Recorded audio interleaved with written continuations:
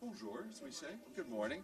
Bonjour. The SG will start in English on climate, and then he'll close in French on Niger. We have our kind interpreters who are here for English, for French into English, for those of you who may need it. Okay. I need a lot more than that. Yeah, I know you do.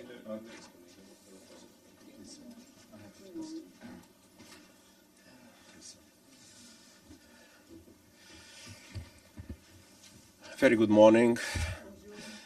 Humanity is in the hot seat.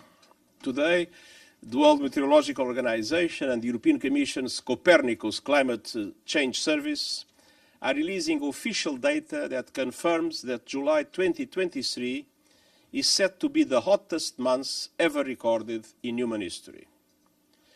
We don't have to wait for the end of the month to know this. Short of a mini ice age over the next days, July 2023 will shatter records across the board.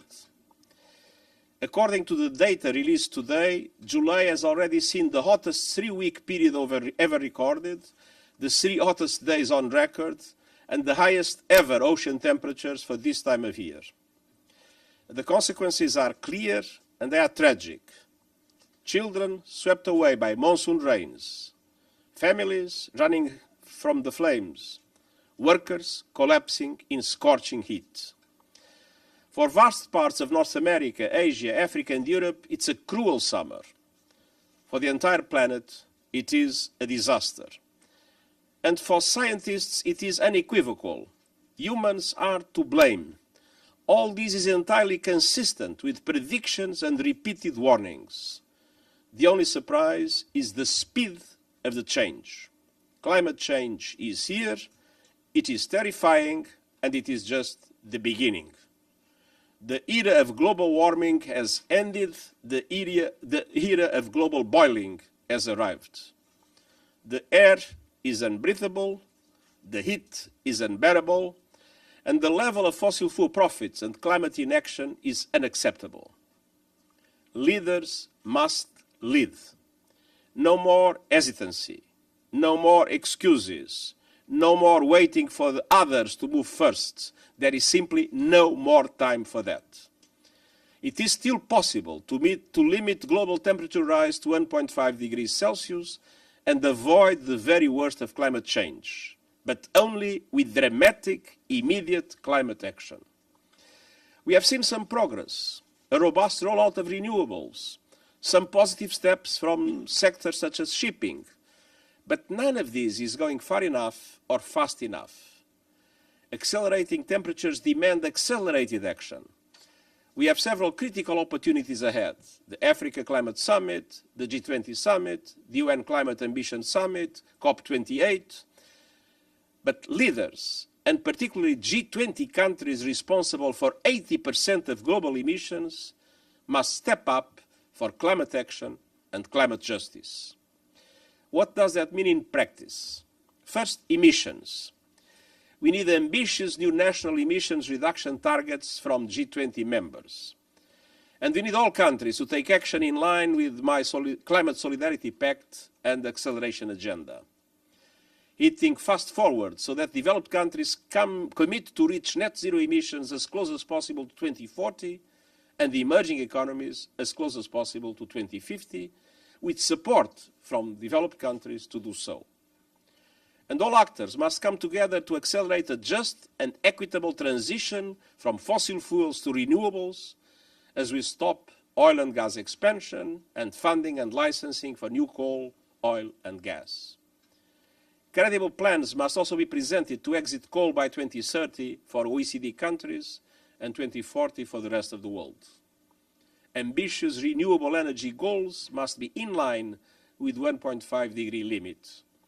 And we must reach net zero electricity by 2035 in developed countries and 2040 elsewhere, as we work to bring affordable electricity to everyone on Earth. We also need action from leaders beyond governments. I urge companies, as well as cities, regions, and financial institutions to come to the Climate Ambition Summit with credible transition plans that are fully aligned with the United Nations net zero standard presented by our high-level expert group.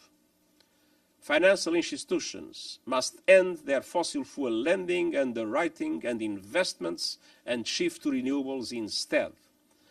And fossil fuel companies must chart their move towards clean energy with detailed transition plans across the entire value chain. No more greenwashing, no more deception, and no more abusive distortion of antitrust laws to sabotage net zero alliances. Second, adaptation. Extreme weather is becoming the new normal. All countries must respond and protect their people from the searing heat, fatal floods, storms, droughts, and raging fires that result. Those countries on the front lines who have done the least to cause the crisis and have the least resources to deal with it must have the support they need to do so. It's time for a global surge in adaptation investment to save millions of lives from climate change.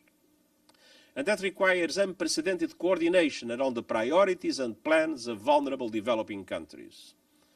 Developed countries must present a clear and credible roadmap to double adaptation finance by 2025 as a first step towards devoting at least half of all climate finance to adaptation. Every person on Earth must be covered by an early warning system by 2027 by implementing the action plan we launched last year. And countries should consider a set of global goals to mobilize international action and support on adaptation.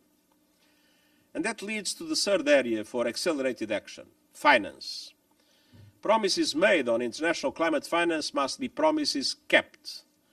Developed countries must honor their commitments to provide $100 billion a year to developing countries for climate support and fully replenish the Green Climate Fund. I am concerned that only 2 G7 countries, Canada and Germany, have made until now replenishment pledges. Countries must also operationalize the Loss and Damage Fund at COP28 this year. No more delays, no more excuses. More broadly, many banks, investors, and other financial actors continue to reward polluters and incentivize wrecking the planet. We need a course correction in the global financial system so that it supports accelerated climate action. That includes putting a price on carbon and pushing the multilateral development banks to overhaul their business models and approaches to risk. We need the multilateral development banks leveraging their funds to mobilize much more private finance at reasonable costs to developing countries and scaling up their funding to renewables, adaptation, and loss and damage. In all these areas, we need government, civil society, business, and others working in partnership to deliver. I look forward to welcoming first movers and doers on the acceleration agenda to New York for the Climate Ambition Summit in September, and to hearing how leaders will respond to the facts before us. This is the price of entry. The evidence is everywhere. Humanity has unleashed destruction. This must not inspire despair, but action. We can still stop the worst, but to do so, we must turn a year of burning heat into a year of burning ambition and accelerate climate action now. Enfin, permettez-moi de dire quelques mots sur la situation profondément préoccupante au Niger. Soyons clairs, les Nations Unies condamnent fermement cette attaque contre le gouvernement démocratiquement élu et soutiennent les efforts de la CEDEAO et de l'Union africaine pour restaurer la démocratie. Hier, j'ai parlé au président Bazoum pour lui exprimer toute notre solidarité. Aujourd'hui, je souhaite m'adresser directement à ceux qui le retiennent. Libérez président Bazoum immédiatement et sans condition. Cessez d'entraver la gouvernance démocratique de votre pays et respectez l'état de droit.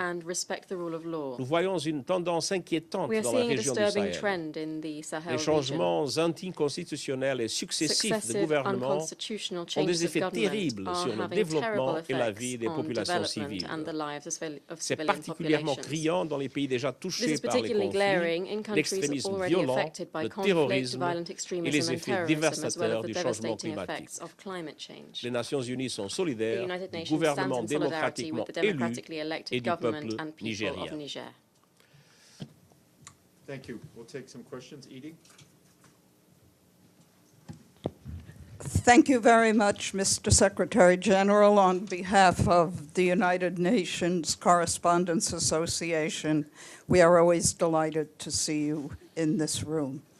A quick follow-up on what you just said about Niger. Do you know where President Bazoum is? You just asked for him to be freed and for the democratic government to be restored, but does anybody know where he is and how he is? And my question is about the Black Sea Grain Initiative.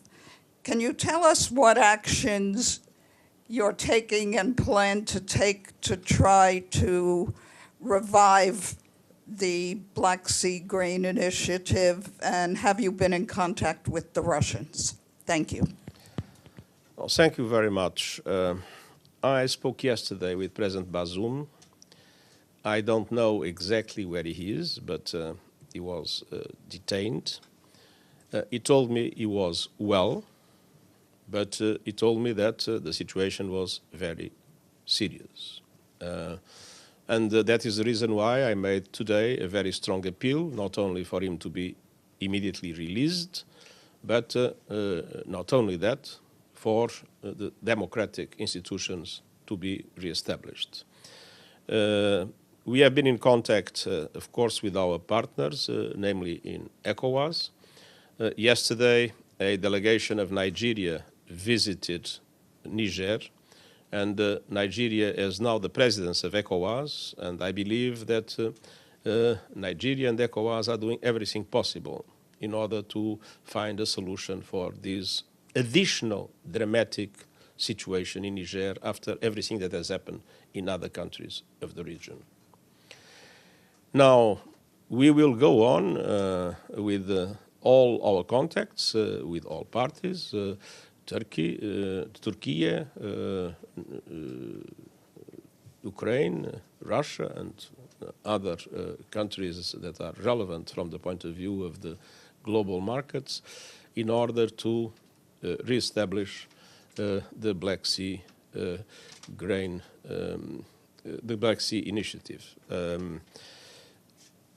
And we had also contacts with the Russian Federation.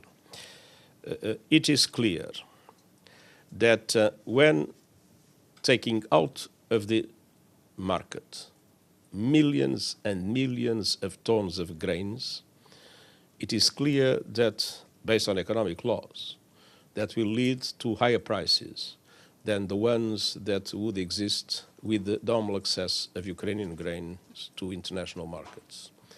And this increase of prices will be paid by everybody, everywhere, and namely by developing countries and by the vulnerable people in middle income and even developed countries.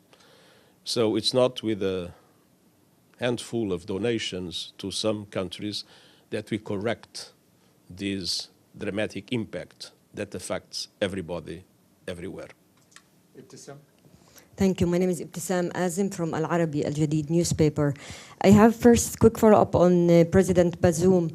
Whether when you talked to him he had a message, or is there anyone from your office who is in contact with the people who are holding him hostage? And my question is on climate. We have been here before. You talked and warned a lot of times. The question is which measures and how you want to hold these countries accountable to deliver on their promises, and whether are you thinking about something, for example, like having a shame of list for countries who don't deliver on their promises. Thank you. Well, first of all, in relation to President Bazoum, he made today a very clear statement, and we can only underline that fact. There is nothing different that he has told to us. It was through one of the platforms that he made a very clear statement. There was no contact until now from our side with the responsible for this coup. We are, as I said, following closely and fully supporting the initiative of ECOWAS that is now, as you know, presided by Nigeria, and we hope that it will be successful. In relation to climate, I think we have a first line in the direction of what you said with the Climate Action Summit. It's not a climate summit for everybody to come. It's a climate summit for those that have a clear effort responding to the present climate emergency and that have concrete commitments to make to come. I'm not thinking about a list of name and shame. I'm thinking about, for the moment, the most important is concrete stimulus for countries to do what they need to do.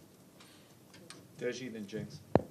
Secretary-General Xu Dezhi with China Central Television. A quick follow-up on Edith's question on the Black Sea Initiative.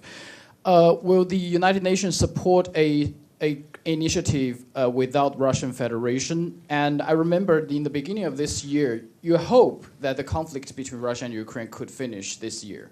But with the termination of the deal, we saw the escalation, obviously. Do you still think this conflict could end this year? Thank you. Well, indeed, there was not only the withdrawal from the Black Sea Initiative, there was the systematic bombardment of harbor installations and even deposits of grain. So it is indeed a serious escalation, unfortunately an escalation in relation to precious commodities for the international markets. I'm not a witch able to predict the future, but we are very concerned that a prolonged conflict will have even more dramatic impacts globally and particularly in relation to developing countries. My first question, will the UN support a grain deal without Russian Federation? I mean, we need to be pragmatic. We need to do things that are possible. And we are doing every effort we can to guarantee the access of both Ukrainian and Russian food and fertilizers to global markets. James? James Bays, Al Jazeera. So quick follow-up on Niger first. Could you lay out for us what a coup in Niger means for the stability of that region? Are you particularly concerned about Niger because it's an exporter of uranium ore? And then on climate... On Niger, sorry? The second part was about the fact that... No, you said... How concerned are you for the stability of the region and the fact that Niger is an exporter of uranium ore? The fact that uranium comes from Niger, is that a particular concern? And then on climate, your comments, a lot of them were directed to the G20. Is the G20 summit in Delhi now potentially more important this year than COP? First of all, on Niger, I am indeed extremely worried. If you look at the region, you have a dramatic terrorist increase of activity in Mali, in Burkina Faso, in Niger, and coming closer and closer to the countries of the coast.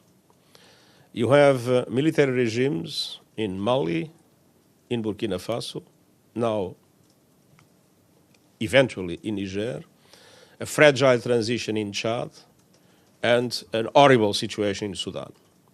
So we are witnessing that the whole belt south of the Sahara is becoming an extremely problematic area with terrible consequences for their populations and with terrible consequences for peace and stability in the African continent and further afield. So this is indeed another symptom, another, I would say, very dramatic event that only benefits the terrorist groups operating in the area that are becoming more and more dangerous everywhere. The second question, I have the impression that all kinds of regimes always very keen to making money with the resources they have. So my present concern is not about uranium, it's about people. And the G20, is the meeting in Delhi now more important than COP, given your focus on the G20 and what they have to do? The COP is the decisive moment where the international community comes together. But the crucial problem to reduce emissions is to make sure that the big emitters reduce emissions. Small island developing states are victims of climate change. They are doing their best to reduce their emissions, but they are not the problem. The problem are developed countries and the emerging economies that meet in the G20. And so the G20 success is a basic precondition for the success of the COP, because nobody else can compensate if those members of the G20 do not seriously engage in a dramatic reduction of their emissions. Celia, and then we have to go. Can I ask my question in French? En français, oui, vas-y. Oui. Yes, please go ahead. Vous avez parlé de la déstabilisation de l'Afrique depuis quelque temps et en dépit d'initiatives telles que la force G5 Sahel, qui normalement était supposée combattre le terrorisme et le djihadisme. Qu'est-ce qui s'est passé et où est passée la force G5 Sahel? La force G5 Sahel.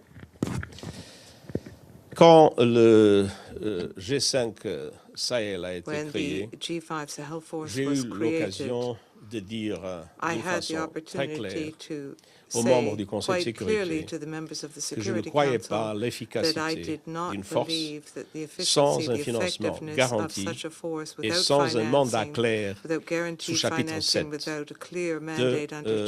Conseil de sécurité des Nations Unies, aussi permettant des mécanismes de contrôle du point de vue du respect des droits humains, du point de vue de l'utilisation correcte des fonds mis à la disposition des forces. Et je maintiens ma position, qui est d'ailleurs exprimée dans le nouvel agenda pour la paix. Nous avons besoin d'opérations d'imposition de la paix et de lutte contre le terrorisme qui soient des forces africaines robustes, avec un mandat précis sous chapitre 7 et avec un fondement, un financement garanti. Ce que j'ai dit il y a quelques années, et que malheureusement le Conseil de sécurité n'a pas eu l'unanimité pour le faire, reste aussi vrai qu'à ce moment. Je ne croyais pas à la possibilité de l'efficacité d'une force du G5 Sahel sans un mandat clair et sans un financement garanti. Malheureusement, j'avais raison. Il ne faut pas répéter les mêmes erreurs tous les jours. C'est le moment de reconnaître que le problème ne peut pas se résoudre avec les forces de maintien de la paix, là où il n'y a pas de paix à maintenir. Nous avons besoin d'une nouvelle génération de forces d'imposition de la paix, de lutte antiterroriste, mais avec un mandat clair sous chapitre 7 du Conseil de sécurité et avec un financement garanti. Merci. Thank you very much. And I'm hoping to go on Friday for my holidays in the Azores Islands, which, by the way, I invite you all to visit. And I hope that I will be able to enjoy my holidays, and I wish all of you that we'll have still holidays to enjoy. Happy holidays. Thank you very much. And send the plane for us.